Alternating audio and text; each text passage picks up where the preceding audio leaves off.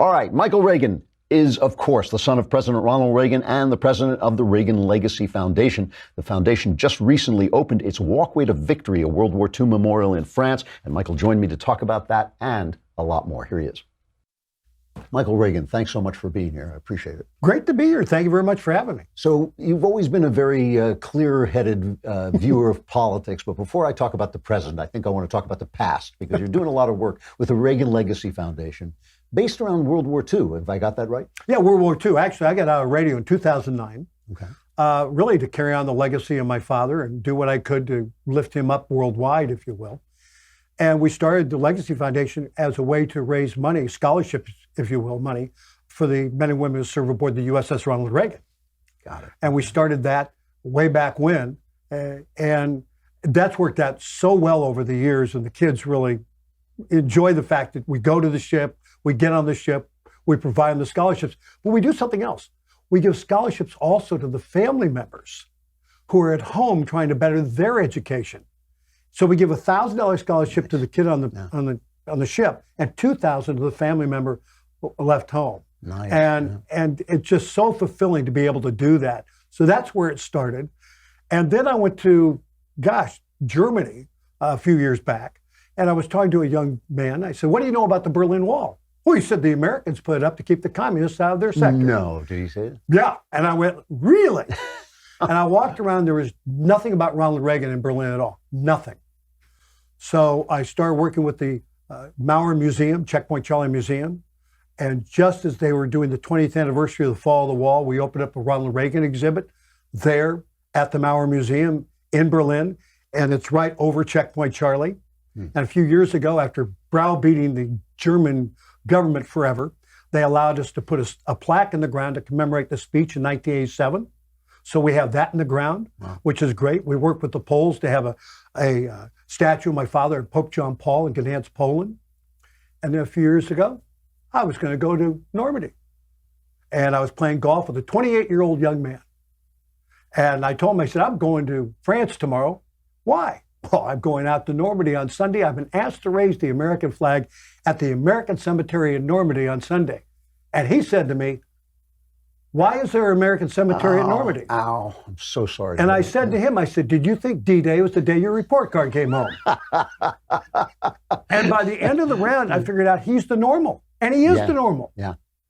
The kids still believe, what they believe about America and Germany. They probably do believe, well, you put up to keep the communists out of your sector. They don't know why there was a Second World War, who fought in the Second World War, who died in the Second World War. So we began to work with Normandy. And that has been just so wonderful, what we've been able to do in Normandy over the last few years. We built a Ronald Reagan Center at St. Mary-Église, Normandy, France. First town freed by America on D-Day, 4 a.m. in the morning. You got the 101st, 82nd Airborne, the 505, all of them there. And then we made another agreement with them just this last year to start doing a Walkway to Victory. And people could go online, walkwaytovictory.com, and purchase a brick to honor a veteran of World War II, fought in the European theater. And we lay the bricks all through the area there of the museum at Normandy, France. It's just wonderful. We just laid the first 300 bricks. Does it ever bother you when you think of the fact that Ronald Reagan freed so many people? And I won't say he did it single-handedly, of course not, but he had a vision that other people around him did not have. I remember, he said, "We're going to win the Cold War." No Nobel Prize, no remembrance of him in the media. I mean, they gave Obama a Nobel Prize basically just for showing up. Mm-hmm. Does that bother you? Yeah, well, it bothers me, but it wouldn't have bothered him. Okay. Because he wasn't doing it for the praise. Right. What was the placard on his desk? No telling what a man can accomplish or where he can go if he doesn't worry who gets the credit. Right. Today, unfortunately, we have too many people wanting to take credit and getting nothing done. Right. Ronald Reagan didn't mind sharing the credit because he looked at the big picture. We want the Berlin Wall to come down. Who do I work with? Pope John Paul II, Lech Walesa, Václav Havel, Helmut Kohl, Margaret Thatcher, and ultimately Mikhail Gorbachev. They all ultimately brought that down. Yes, you can give credit to my father for bringing the team together, but all of them working together were able to accomplish much. Yeah, although, I mean, it bothers me when I hear people crediting Gorbachev who would have happily kept the Soviet Union going if he could have done it. He just couldn't. Well, it was that first meeting my dad had with Gorbachev. He said, listen, you can go along with what I want you to do, or we can just bankrupt you. Yeah. And so what he did was just bankrupt him. Right. Yeah. When I look back at Ronald Reagan, I mean, we are now getting some really wonderful conservative policies accomplished. Mm-hmm. But the personality of the White House today and the personality of the White House back then are very, very different. Reagan always was acknowledged for his good humor, his kind of elegant way of, I mean, he was very harsh with Democrats, but he did it in a very elegant, gentle way. What is your reaction to seeing Donald Trump? I mean, let's talk about both policy and personality. How do you react? Policies are fine. Personality sucks. Okay. It's really, I have an op-ed piece that I'm writing, and basically the op-ed piece is about Donald Trump, that if he allows his personality to take over his accomplishments, he will lose. And you have people out there who really dislike him personally. Yeah. And my fear is that will overshadow the accomplishments that he has on the board with the tax cuts and all the positive things that are going on with unemployment and what have you across the United States of America. My father, as I said in a tweet at Reagan World the other day, I said, my father never reacted to the negative press that was coming in his direction, ever. Which was just as intense, yeah. But he ended up winning the Cold War because he didn't react to the press. He didn't have the thin skin that this president seems to have about anything and everything. I'll tell you, on Monday of inaugural week, I called President-elect, left a message with his office. I said, congratulations. I want to welcome from the 40th First Family. I'd like to welcome the new 45th First Family to the ballroom. And I said, it's going to be a week. You will never have another one like it. It's going to be your day. Enjoy it and what have you. Give that message to the president-elect. And that's where I left it. 3 hours later, my phone rings. I look at my phone and it's Trump. I go, I better take the call. So I take the call. Now, what do you think the first thing Donald Trump says to me? Oh, I'm afraid to ask. What? He says, you didn't support me in the primaries. I'm thinking to myself, really? I called to say, congratulations, enjoy this week. And you come back and say, you didn't support me in the primaries. Yeah. But that's him. Yep. And then he said, I didn't know your dad, but I liked your dad. Because I liked your dad, I like you. And we need to have a Ronald Reagan Day at the White House. I said, great, we'll have a Trump Day at the Reagan Ranch, if you will. And we talked about that. And congratulations and so on and so forth. And hung up. But the first thing he says to me, remind me, I told him, I said, I had 16 other choices. I said, but I did support you when you won the at the convention. He said, that's right, you did. I said, so you're off the hook. He keeps track of every human being on the planet. I'm sure he does. I'm sure he does. And, I've heard the theory. Bob, you didn't vote for me. I've heard the theory that after your father got elected, the press, it's not in a conspiracy sense, but just in an emotional sense, decided that things had gotten away from them and they never wanted this to happen again. And if you chart the bias of the press, which today is almost absurd, I mean, the bias, the left-wing bias of the press is now beyond anything I've ever seen. And it was always biased to the left, but now it's just insane. Do you think that maybe there is a reason why it took a Donald Trump to get elected, that maybe someone as elegant, as soft-spoken as your father would have been up against a worse... But remember, Ronald Reagan was not a politician either. Mm-hmm. Yeah. He was a citizen politician, but he wasn't a politician. Right.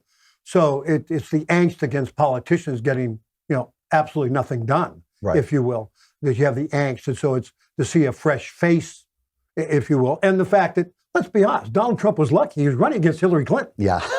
I mean, I don't even think Bill voted for Hillary Clinton.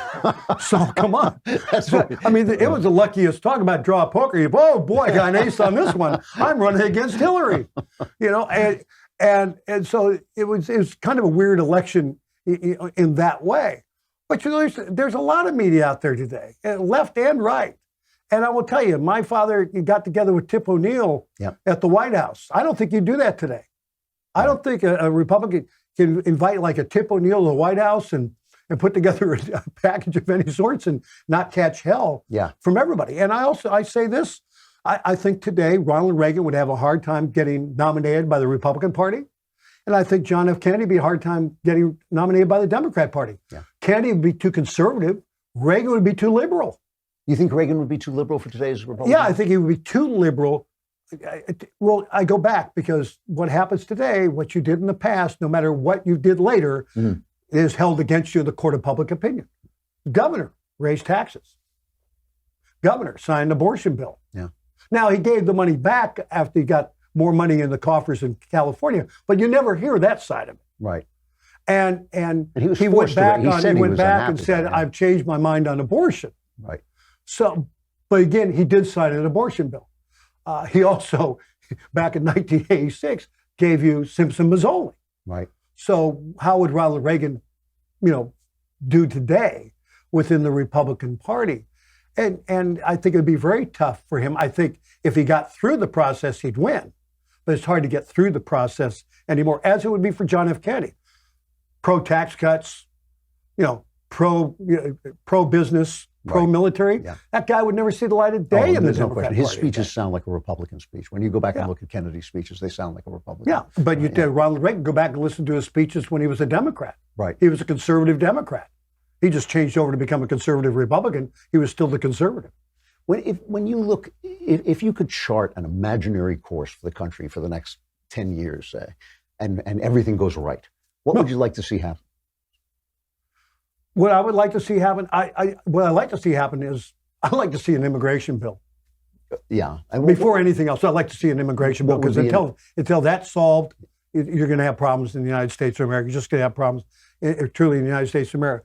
I would like to see education taken away from Washington, just like my dad tried to, but couldn't when he was elected. I think the educational system in America is creating socialists, not conservatives. That's why Young America's Foundation, who I speak for and do things for, and we'll be doing it in a couple of weeks again, is so important on the conservative side of the equation.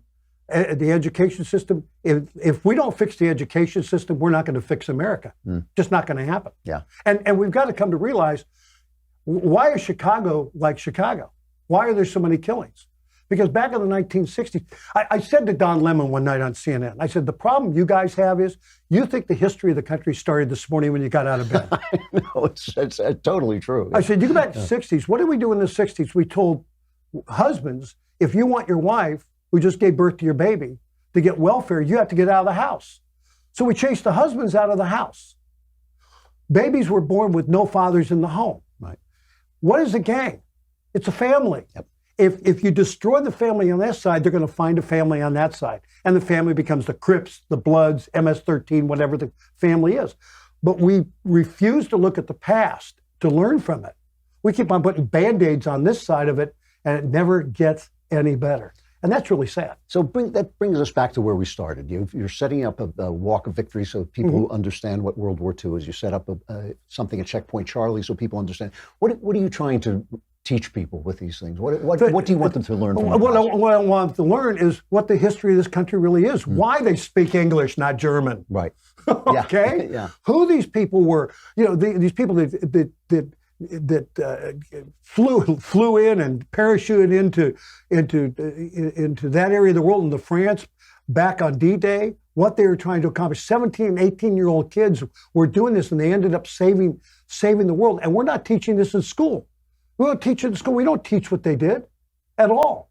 We don't lift up America. One thing that upset my father more than anything else, and we used to talk about this, when Americans went overseas and pointed fingers back at America and blamed us for anything, he said, no one should blame America for anything. If it wasn't for America, where would the world be? Yeah. And we need more leaders like this that quit blaming America, but lifting up America. Dad talked about the shining city on a hill. We need to be talking about that shining city on the hill and why it's a shining city. Yeah. And start looking at the good side of America. What's it say on his gravesite? In all men there is good. Ronald Reagan looked for the good in all men. We're not looking for the good today because we don't get ratings looking for good. We get ratings looking for bad. Yeah. We need to start looking for good. we want to talk about Ronald Reagan and lift up Ronald Reagan, then start looking for the good. Michael Reagan, thank you very much for coming on. I appreciate it. Good to be with you. Clearly, Michael not listening, getting the word from Andrew Cuomo that America's no good. I don't know how that communications broke down.